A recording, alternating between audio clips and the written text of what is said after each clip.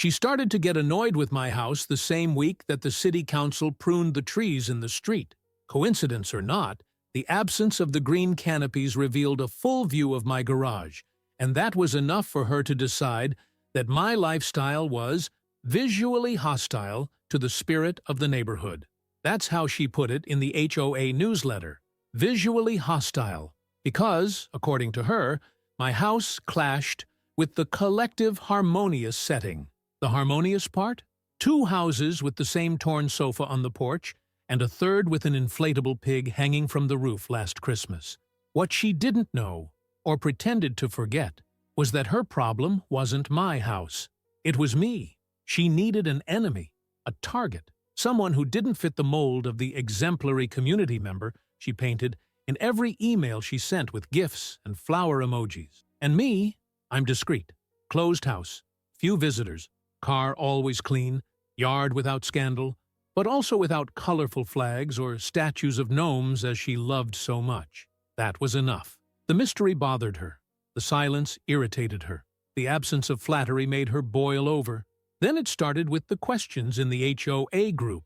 Does anyone know what the resident of House 08 works with? Is it normal for someone to stay at home all day and only come out at dawn? Are we sure he's not hiding something? At first I laughed. A good laugh out of the corner of my mouth, the kind you get when you see an angry dog trying to climb a chair. But she took it further. She said that my house could be used as a hiding place for illegal activities. There was no proof, no clue, no logic, but she had what mattered most in these situations: other crazy people with free time. On Thursday of the following week, at 9:12 a.m., it all happened. I was in my living room, in my home office, with 3 screens on and the security system open on my laptop. It was part of my routine. My job requires it. Lots of screens, lots of attention, and one finger always near the red button. That's when I saw the movement on the monitor. 3 people walking up my sidewalk. She was in the lead, as always. She was wearing a beige shirt with an embroidered HOA logo on the chest and a crossband that looked like it had been cut out of an old apron. Behind her, 2 guys. One carried a briefcase and a golf club. The other, a toolbox. They didn't knock. They didn't call out. They didn't try to talk. The door received its first kick at 9:14. It was the kind of kick that doesn't break, but warns. A message disguised as a miscalculation. But in my house, this doesn't happen by chance. Because my door, as well as being locked, was connected to a silent alert system. I activated it with a click. The 3 of them continued outside, grumbling. She spoke loudly, as if she were giving orders in a barracks, saying phrases that mixed civil law with school drama. We have statutory jurisdiction. We are acting under Article 3.4 of the HOA Code. This residence must undergo immediate inspection. The security camera recorded everything. So did the microphone.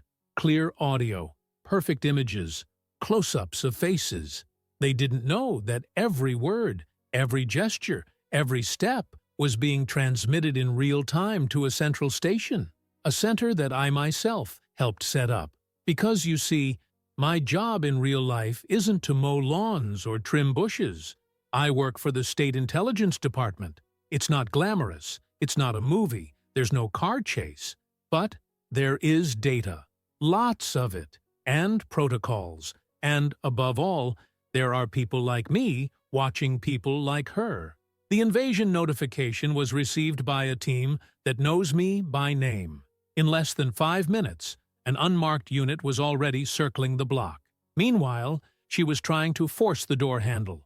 One of the guys was taking pictures of my garden. The other was measuring the distance from my garbage can to the sidewalk. The stuff of people who have never had real power and think that having a tape measure is the same as wearing a badge. At 9:21, the first police car pulled up on the corner. In plain clothes, of course, as protocol dictates. Gradually, others arrived, discreetly, silently. They knew my address. They knew that any abnormal situation had to be carefully monitored, because intelligence agents have the right and the duty to be protected. especially when the threat comes from organized ignorance. At 9:26, there was a knock on the door. "Sir, can we come in?" I opened it. I showed my ID, a functional ID issued by the state with a digital seal and the signature of someone who has sat down with governors. "Situation under control," I said, while pointing at the cameras. Outside, the three of them were still pretending to be doing something authorized. She, with a notepad in her hands, pointed to the garden and said that my fence was visually dysfunctional. One of the men was already sweating. The other, white as paper, was trying to hide his tape measure. The agents approached calmly. One of them read her rights, while the other asked for documents from the HOA inspectors. She tried to protest. She said it was community action, that she had a mandate from the association, that she was defending the neighborhood from invisible degradation.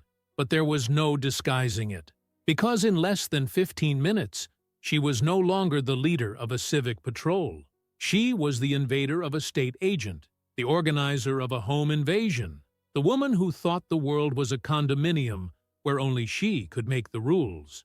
She wasn't handcuffed on the spot, unfortunately. Part of the protocol calls for restraint before punishment. First, the indirect confession is made, then the farce is calmly exposed so that everyone can see the full damage. And she, proud to the point of collapse, continued with that air of absolute certainty, as if being the president of the HOA put her above the criminal code. The agents collected the documents she had brought with her, a poorly diagrammed piece of paper with the association's logo pasted on top of a generic inspection form, the kind you download from the internet and fill out in Paint. No official stamp, no signature from the town hall, nothing to indicate any kind of real authorization, just too much cursive and words like urgent, priority, and in the name of community order. While she was trying to explain the reasons for this operation, the two other guys were almost in tears. The shorter one, who was holding the tape measure, was shaking so much that he dropped the tape measure in the middle of the conversation. The other, the one with the toolbox, was sweating like he was in a sauna. They were clearly there just to impress the report card queen. Perhaps they had been convinced that they were doing something heroic, like saving the neighborhood from a clandestine explosives lab, when in reality they were taking part in a home invasion coordinated by a woman with an inflated ego and an online gardening degree. Forensics arrived with the equipment. They took photos of the damage to the door, recorded the attempts to force entry, and noted down the times of the videos. One of the officers handed me a copy of the initial report that had already been filed and asked if I wanted to take the case further. I said yes, with gusto, but not out of personal revenge. It was because of the number of people she had already humiliated, threatened, and silenced with absurd rules and lying notifications. People who didn't have the means or the courage to say no. People who, for years, had swallowed dry every accusation of crooked fences, loud music, off-color garbage. The formal investigation was opened right there. The agents took the material, collected the fake badges and folders, and summoned the three of them to give evidence. She still tried to say that it was a technical misunderstanding and that the HOA had the autonomy to act preventively in cases of collective suspicion. The agent's response was simple and direct. HOA is not a substitute for a court order, ma'am. What you've done here is called qualified trespass, and it carries a penalty. That night, the association's group spontaneously combusted. A lot of messages poured in. People left and resigned.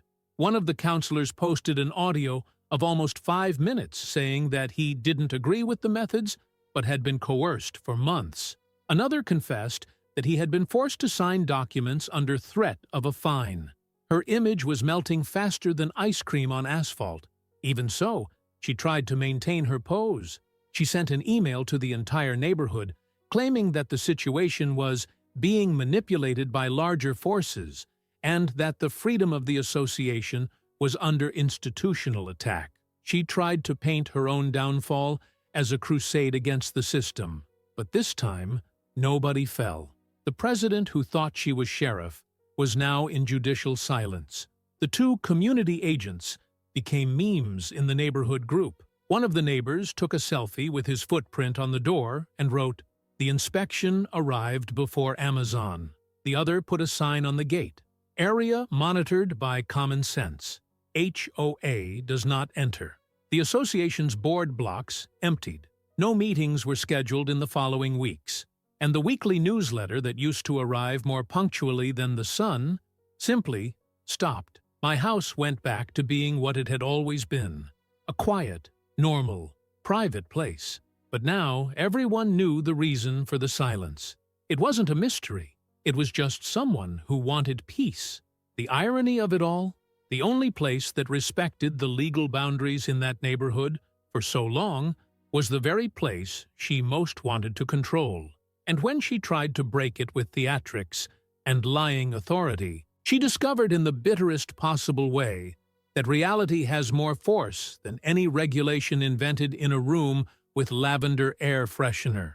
But the episode would have even greater consequences, because the criminal proceedings were still underway, and she, even at rock bottom, was unwilling to stop digging. The following weeks were a pathetic portrait of the decline of someone who was once seen as a leader, or rather, as a tyrant, with an HOA seal and a label printer. She went from being a feared figure to a running joke, and yet she insisted on acting as if she were still in control. The world around her collapsed, but the woman kept handing out notices on recycled paper, as if nothing had happened. Of course, she no longer signed as president. Her position was officially suspended by the HOA's emergency assembly, but she declared herself interim spokesperson for the transition committee, a position that didn't exist in any of the bylaws. She started sending out apocalyptic emails. "We are living through an institutional threat against the values of the neighborhood. Our autonomy is being suffocated by external forces. And the best of all, we need to resist with compost and conscience." Meanwhile, the process moved forward, and not slowly, as many people think it is with cases like this. Her invasion was recorded, filmed, documented, signed by witnesses, accompanied by 2 police officers, and what's more, it involved falsified material. That was hot bread for the prosecution. Embezzlement, ideological falsehood, housebreaking, all ready, wrapped up with red tape. She was summoned to testify. She tried to postpone it. She said she was emotionally shaken, that she needed time to regain community trust before exposing herself to the legal system. The judge didn't even blink. He rejected the request on the same day. Attendance is mandatory, with a constituted defense or with a public defender, whatever. During this time, her house became a fortress of denial. Curtains closed, a new camera on the door, and a sign that read, "Neutral Zone, Place of Community Resilience." One neighbor even asked if she had joined a cult. Another replied, no, she founded one. But even when cornered, she didn't stop. She was seen handing out leaflets in a side street, trying to recruit new leaders to save the neighborhood order. She offered lectures on visual ethics and landscaping as resistance, and even set up a room with folding chairs in the backyard. One Saturday, it rained. The awning fell down, the chairs got soaked, and she was left sitting alone with a wet megaphone in her hand. The icing on the cake was the leaked audio of the testimony of one of the 2 agents who kicked in my door. The guy opened up. He said he didn't know anything, that he had been invited to take part in a pedagogical role play, and that he believed he was helping with a drama about neighborhood safety. He read a memorized text, followed her orders, and even thought he was taking part in an educational video. When he found out he had broken into the home of a state agent, he almost fainted. This testimony destroyed any chance of defense. The woman was branded as the mastermind of a hoax intended to intimidate. The prosecutors began to consider whether to add another aggravating factor, attempting to manipulate third parties for illicit ends. Her lawyer, the third since the mess began, dropped the case. No one spoke her name in the neighborhood group, She became a code, the incident, the door episode, the fake warrant issue, but everyone knew. When I passed by the old HOA headquarters and saw the yellowed papers still stuck to the window, I felt a certain collective relief. That's when a new movement began. Not on her part. This time it was in the neighborhood. They decided to turn the case into a landmark, a watershed. They came up with the idea of creating a mural in the main park, with simple, humorous rules about living together. The title? Anti-Karen Manual, What Never to Do in a Decent Neighborhood. It was ironic, of course, but also educational. Some of the phrases were, don't invade other people's homes out of paranoia. Don't pretend to be an authority just because you print bulletins. Don't confuse power with the need to control. If in doubt, ask. If you're sure, confirm. If you have none, keep quiet. The mural became an attraction. They took pictures, posted them, made stickers, and she, now with no allies, no job, and a court hearing, became a symbol, not of what the neighborhood used to be, but of what the neighborhood has survived. The hearing would be public, and the city was more curious than ever. The courtroom was freezing cold, the kind that makes your skin crawl, not because it's cold, but because it seems that the environment has been programmed to eliminate any vanity. No one there could hide behind invented positions, association banners, or stickers with ecological slogans. It was the moment of truth, and the woman who once coordinated the neighborhood as if she owned the entire block now sat on a hard chair, surrounded by looks that mixed curiosity, contempt, and sheer embarrassment. She arrived early, dressed as if she were going to a leadership workshop, a petrol blue blazer, her hair in a messy bun, and an HOA brooch on her chest. Even though she no longer belonged to the association, she tried to keep her posture, but you could see in her trembling hands that this was no longer community theater. The play had turned into a legal drama, and she was the protagonist no one wanted to see. On my side, the department representatives were calm. The prosecutor was reviewing the case file as if he already knew the script. Because he did. The case was clear, straightforward, with no gaps. She had organized, led, and executed a home invasion, with false documents, with witnesses involved, all against a public official in office. There was no room for creative interpretation. She was called forward. She stood up with a slight stumble. She walked as if her heels were in false contact with the ground. When the judge asked if she wanted to make a statement before the evidence was presented, she tried. Of course she did. Your Honor, my actions were conducted in the name of the collective welfare. The association trusted me to maintain order, and The judge raised his hand. A simple gesture. That was enough. Immediate silence. He wasn't the kind of man to be bewitched by flowery speech. Madam, the court is not interested in political narratives. The case is about concrete actions, not intentions. Let's stick to the facts. And that was that. The show began. Videos of the invasion, audio recordings, images of the forged flyers, the testimony of the neighbor involved, the prints of the emails she sent asking for direct intervention against the behavior of the resident of House 08. It was like watching dominoes fall piece by piece, without her being able to lift a single one. The most uncomfortable moment was when they played the video in which she knocks on the door and says, in a firm voice, "We are authorized by the local HOA authority. We will open with or without consent." On the screen, her face looked different, confident, almost arrogant. In the chair, she was just someone trying to keep her spine straight while the rest of her body wanted to disappear. The defense lawyer did what he could. He tried to push the blame onto the supporting actors, said that she didn't fully understand the legal limitations of the association, and that she had acted out of an exaggerated sense of responsibility. Fine words, but empty. The prosecution fought back with elegance and documents. No theatrics, just the coolness of someone who knows they're right. The sentence came in less than half an hour of deliberation. The judge didn't have to raise his voice. For organizing an illegal operation, using false documents, breaking into a home and attempting to intimidate a public servant, the defendant will be penalized with 12 months of supervised release, permanent removal from any administrative position in civil associations, and compensation for moral and material damages to the owner of the invaded home. You have the right to appeal, but I can tell you, you'll hardly find another court as patient as this one. She didn't cry, but her face, at that moment, lost all color. She left there not only condemned, but irrelevant. Everything she had built on fear, bureaucracy, and manipulation had been dismantled in one morning. Outside, a few neighbors waited.